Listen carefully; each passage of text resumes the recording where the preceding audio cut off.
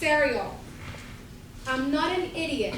I just play one on TV. I'm not an idiot. I just play one on TV. Anthony Cereal.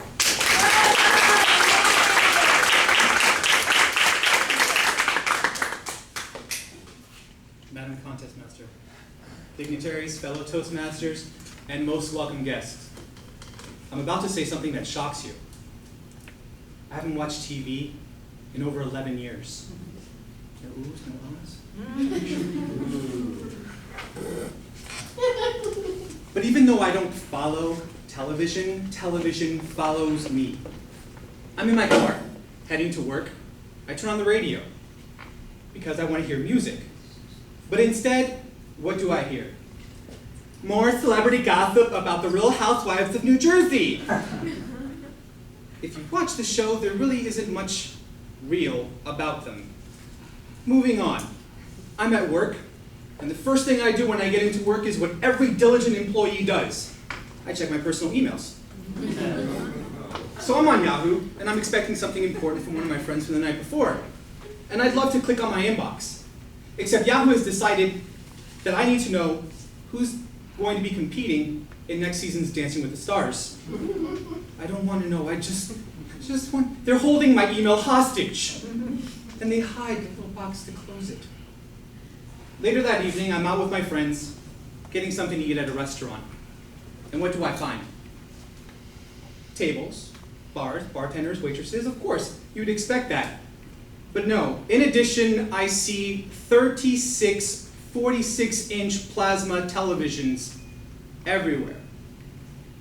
Sir, with the burger that you ordered, would you like a side of obnoxiously loud football or the Jersey Shore?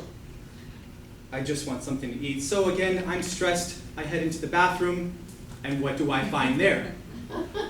TV screens. But my bitterness with television didn't start just recently. No. It started when I was a child. A little show called Sesame Street. Do you remember the theme song?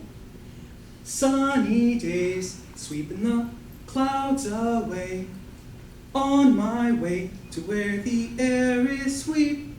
Can you tell me how to... But they never tell you. They never tell you how to get to Sesame Street. 7 movies about Nightmare on Elm Street, but not one about where to find Elmo and Oscar the Grouch. I always offered to throw out the trash because I thought I'd find some moody green creature, but instead all there were flies. From that point on, I decided television was no friend of mine. So let's go ahead and go through some of the programs that we're seeing on TV today. Reality television. There's hundreds of programs on numerous channels. Let's sum up reality television in one quick sentence, because I don't have time to go over all the shows.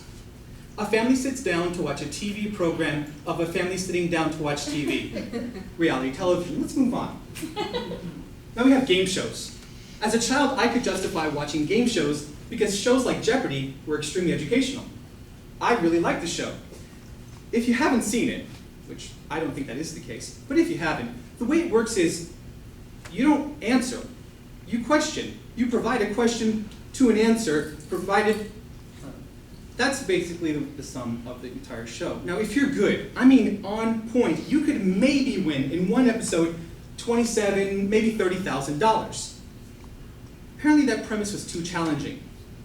So then we had Who Wants to Be a Millionaire?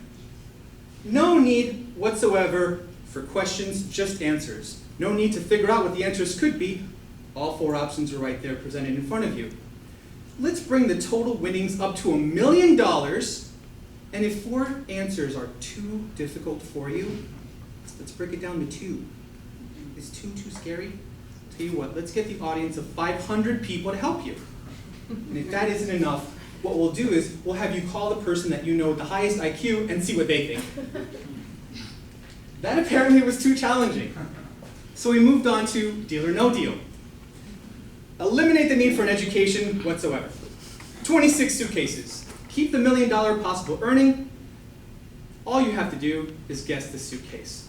And if that's too difficult, We could bring your friends, your family, your coworkers, the entire city of Dayton, Ohio. Let's have them all up on stage to help you figure out which suitcase, which basically comes down to brunette or blonde, because all the suitcases look the same.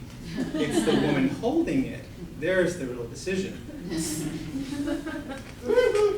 That was too difficult. So then we had, are you smarter than a 5th grader? All right, Jack.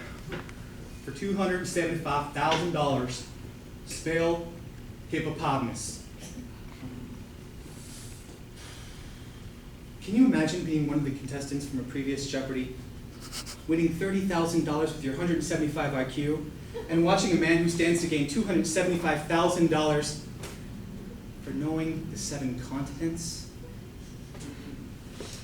Moving past game shows, background story on me. I grew up in a single-parent family. Mom, 2 sisters, 2 nieces. Estrogen all over the place. Can you guess which channel was on constantly? Lifetime. I didn't mind the show very much, but I heard the introductions to a lot of their movies. Watch tonight at 9, a movie about a woman torn between her thieving son and her abusive husband. Tonight at 9, tomorrow at 7, and all day on Saturday. And did we mention there's a whole other channel where we just show movies like this, with Judith Light, or Yasmin Bleeth, or some other actress you haven't seen in over a decade. On Lifetime television for paranoid women. I had to shove my mother out of the house for simple errands like grocery shopping because according to Judith Light, any man she met would hit her or steal her purse. Speaking of violence, the big fascination now is forensic crime dramas. NYPD, NCIS, CSI. When you watch a cooking show, it's because you're learning new recipes to adapt into your own meals. And when you want to learn how to exercise more efficiently, you watch an exercise show. So then why would millions of Americans watch shows about people who try to get away with killing other people? Traffic. At some point in time, we've all fantasized through our windshield of the untimely demise of someone else. It comes down to the simple, morbid statement. There's 2 guys in their late 20s. One says to the other, I'm having a lot of trouble in my relationship. His friend says to him, why don't you just dump her? And without even a second thought, he responds, you mean like in the Everglades? Madam Contest Master.